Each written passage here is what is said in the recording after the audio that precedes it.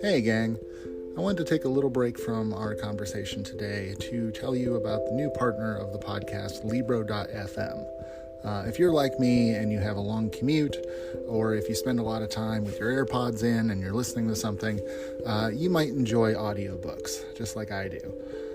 Libro.fm is an audiobook subscription service in which you can get a credit for a new audiobook every month, but also you can purchase additional audiobooks at a pretty decent discount. And the kicker for Libro.fm relative to other audiobook services is that a portion of every sale goes to support an independent bookseller of your choice. So it's a great way that you can listen to audiobooks while also supporting independent bookshops. So if you'd like to check out Libro.fm, there is a link for it down in the description of this episode in your podcast app. And if you want to join up with that link, you can get an additional audiobook credit in your first month. So check out Libro.fm. Now back to our conversation.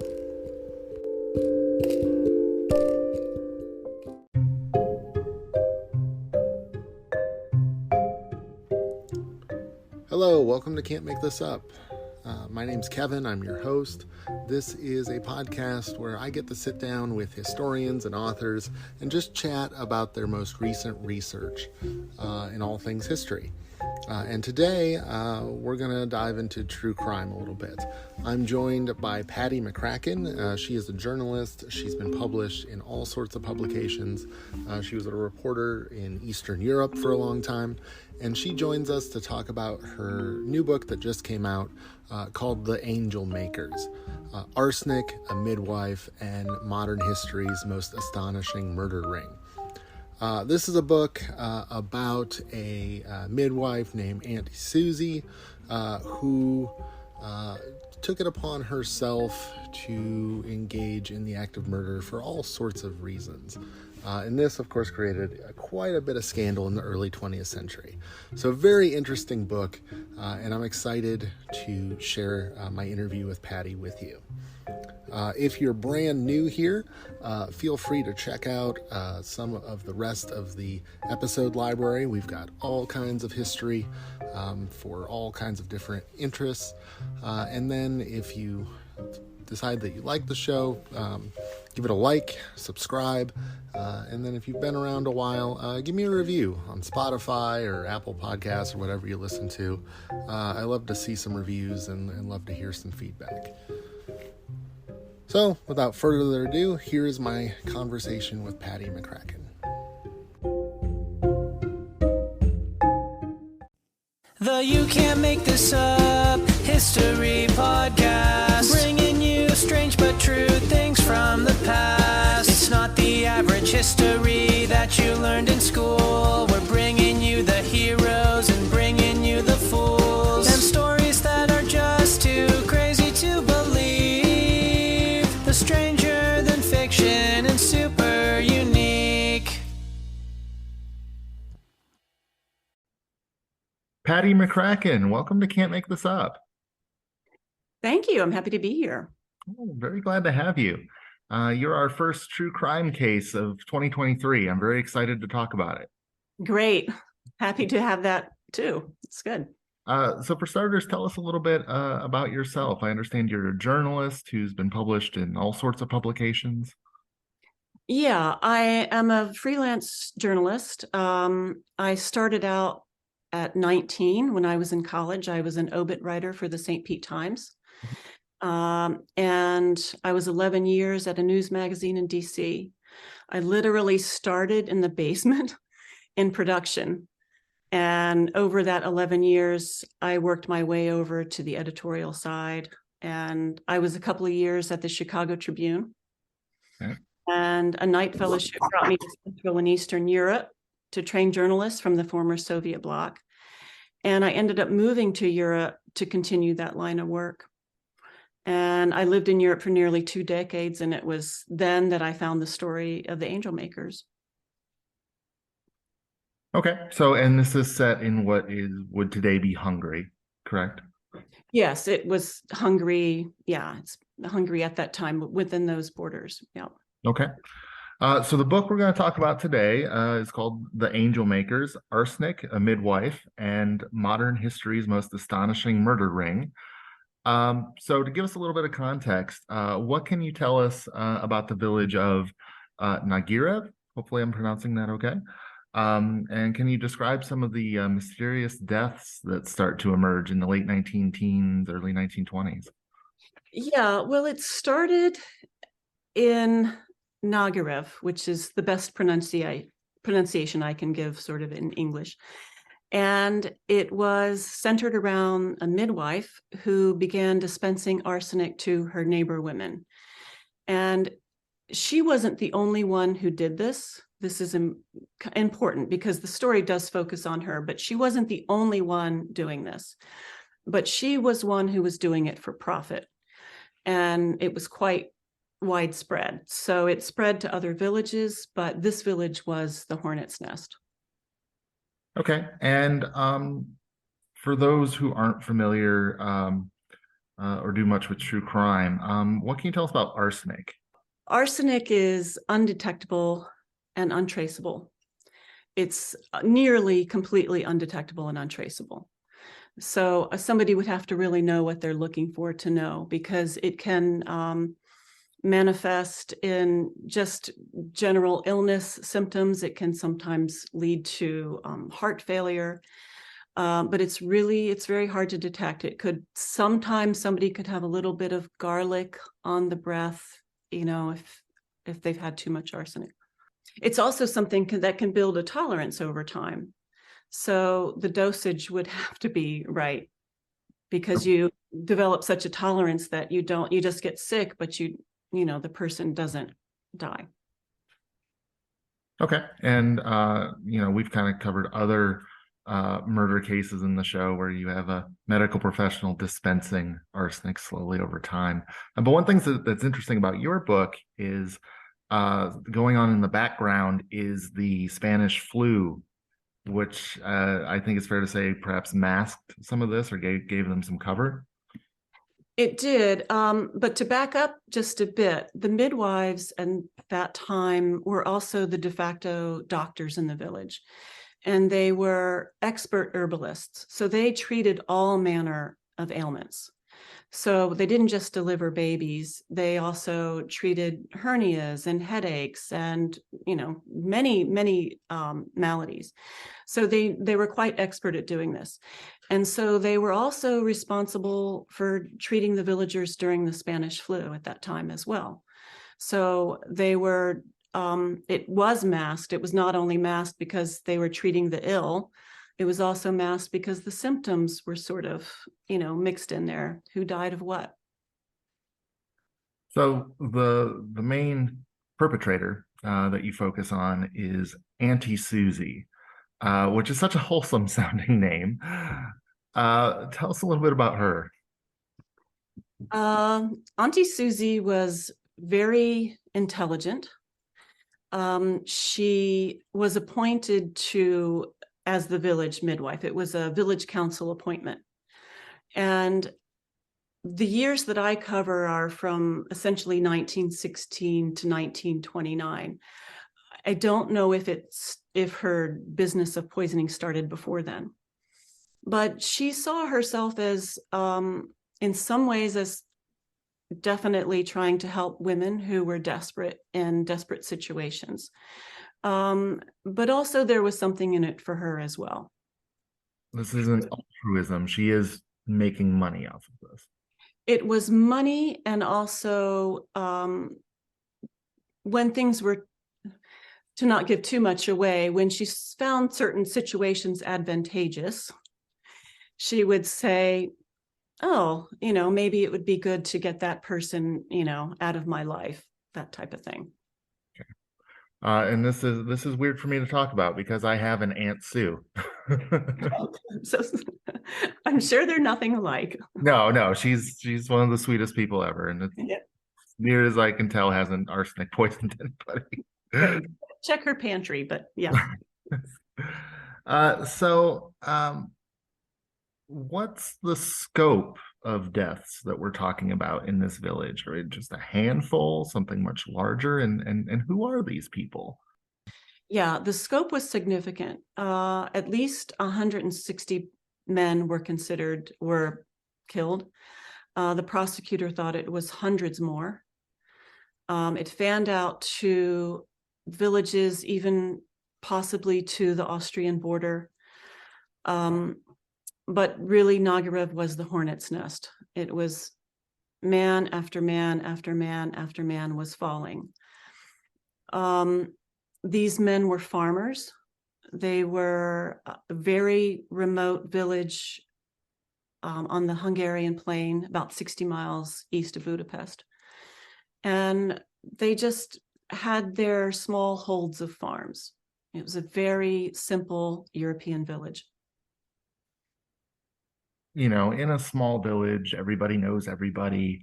This has to start raising some alarm bells. How did people start to become suspicious and start to think there's something off here?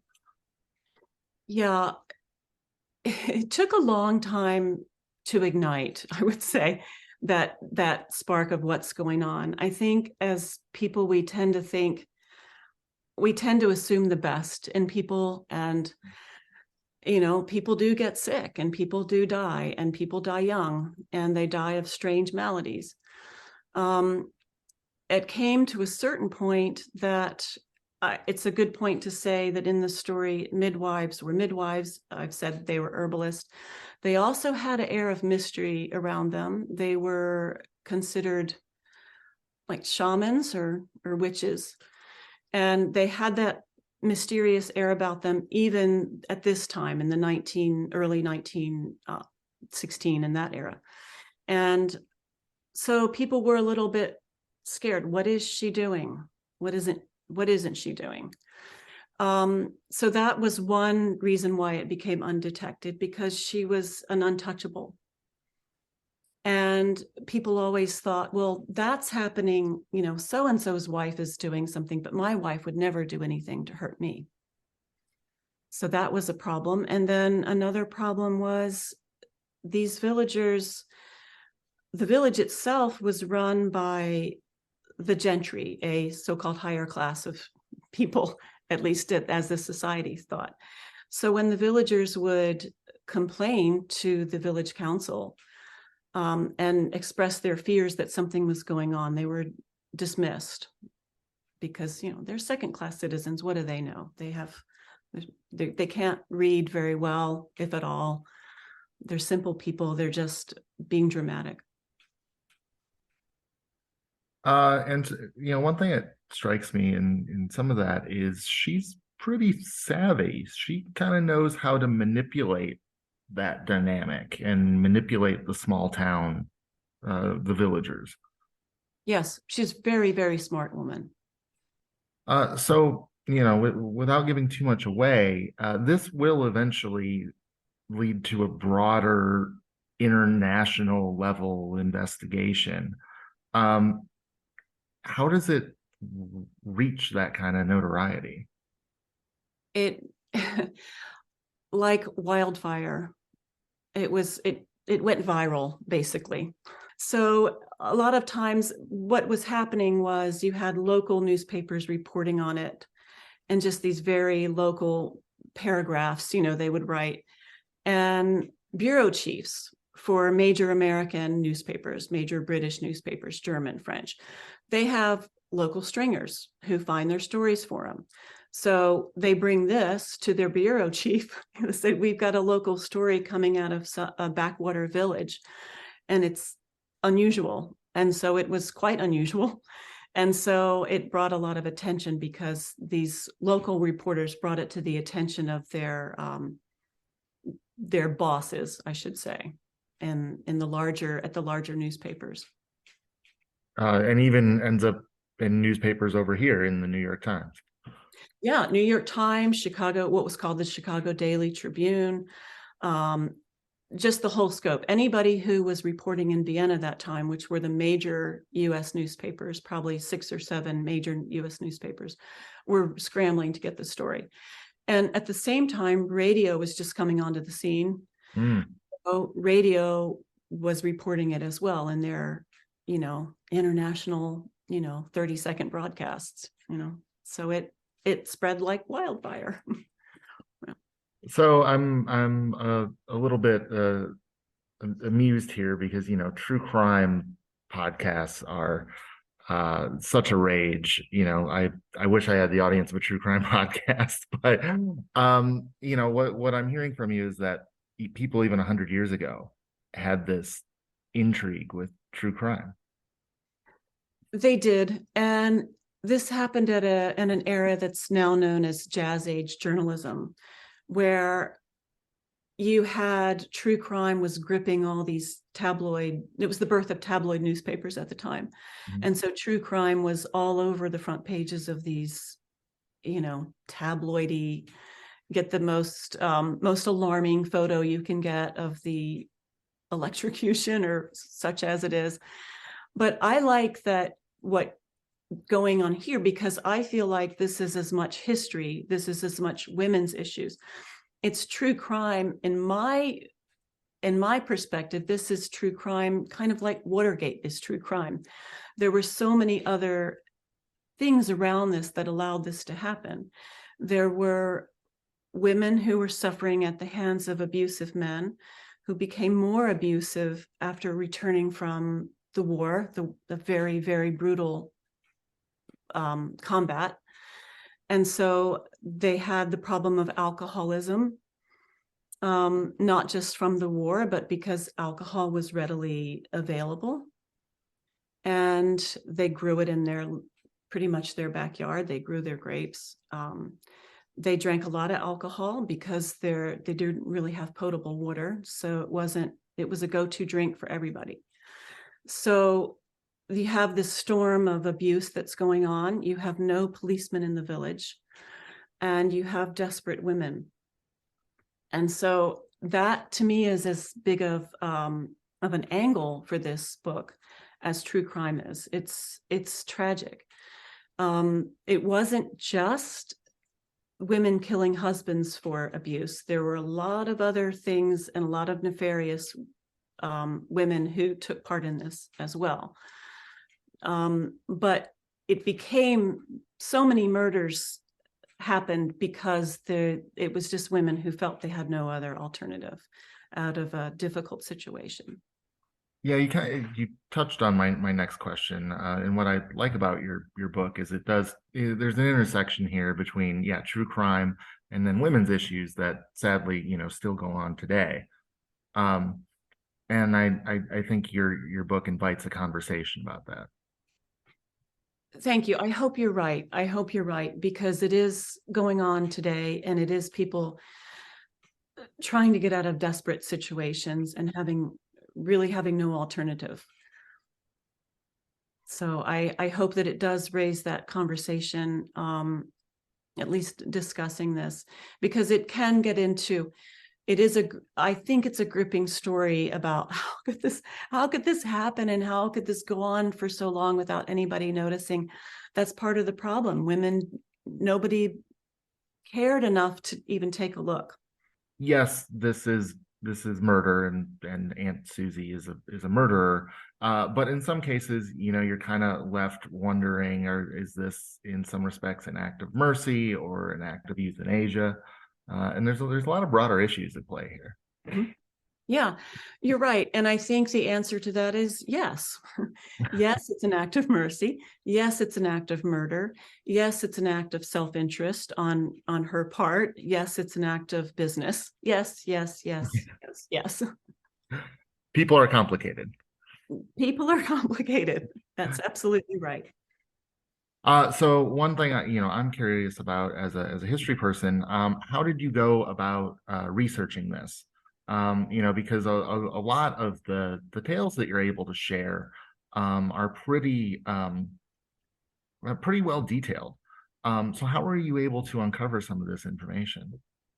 Well, the archives in the town of Szolnok, where the trials took place, were pretty comprehensive. And, went back into the trial transcripts that existed and kind of folding into that. I had an assistant in Solnok who is a historian, and he's from the area. So his help was absolutely priceless, because he could go into the village and talk to people, and they felt comfortable talking to them, not about the murders, but about life. Because I hope that my intention was to make Nagyrev a character in the book. It is a sweet village. They raise children there. They have pet goats, they have Sunday dances, at the time.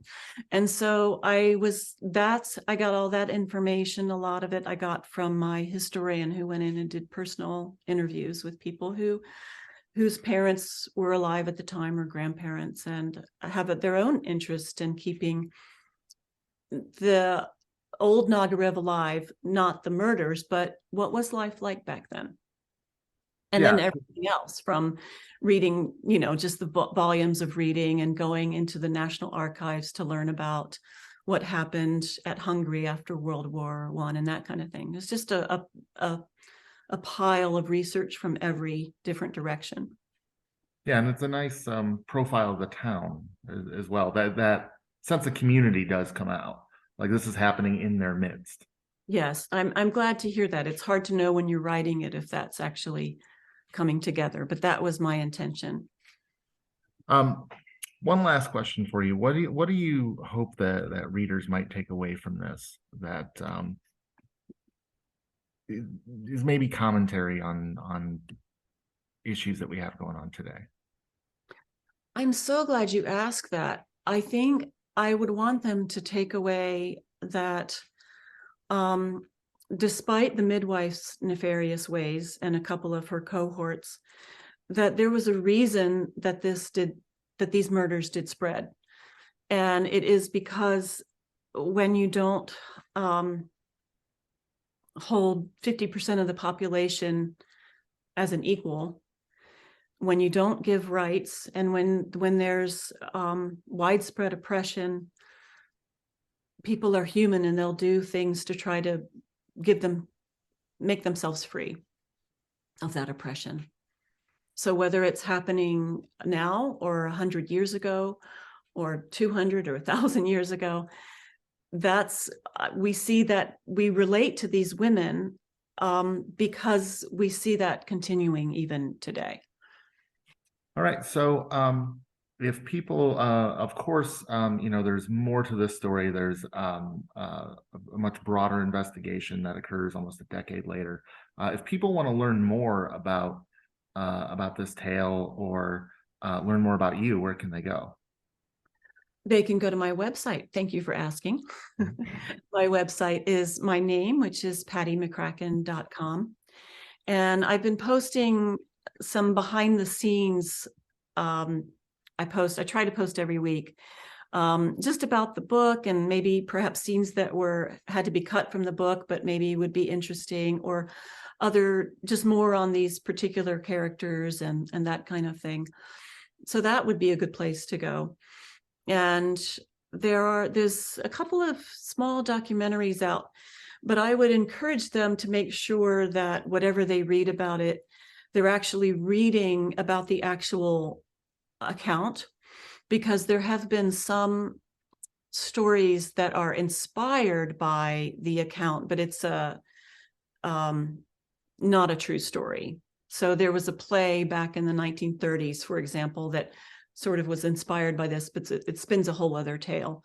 And I think there might be some novels out there that aren't telling the true story, but are using it as inspiration. That 10% or whatever for you get the based on a true story label. Yeah. If it's a novel, you can sort of use your imagination to tell a whole entirely different tale. All right. Well, Patti, thank you so much for taking the time to share your research with us, and for telling us about your book. Thank you so much. It's been a pleasure. Absolute pleasure.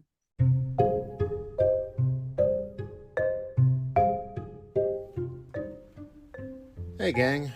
Well, I hope you enjoyed my interview with Patti McCracken. Definitely a really interesting story that occurred in Auntie Suzy's village. So very grateful to Patti for taking the time to talk to us, and thank you to you for taking time out of your day to give the show a listen. It's been a little while since I've put out an episode. I've been busy with a project at work, but now that that's wrapped up, I can start addressing the backlog of episodes that I have some great stuff that's going to be coming out very soon. Did an interview with Simon Garfield. He wrote an interesting book about the history of the encyclopedia. Where did that idea come from, and how has it changed over time? Also did an interview with a historical fiction novelist, Brianna Lebeskis, who wrote a really interesting and timely historical fiction about the protectors of books that are targeted for banning and burning in Nazi Germany and in early 20th century United States. So some very interesting stuff ahead. I have a conversation planned for a medieval historian looking at the somewhat underappreciated role of women in medieval literature and society and politics. So can't wait for that. And then, quite a few more things planned for the weeks ahead. So stay tuned. I look forward to sharing all these with you. And then if you'd like to get in touch, I am on most of your social media platforms at CMTU History. Drop me a line. Let me know what you think of the show. Any ideas, what you're reading in history. And just love to hear from you. All right, until next time. Thanks.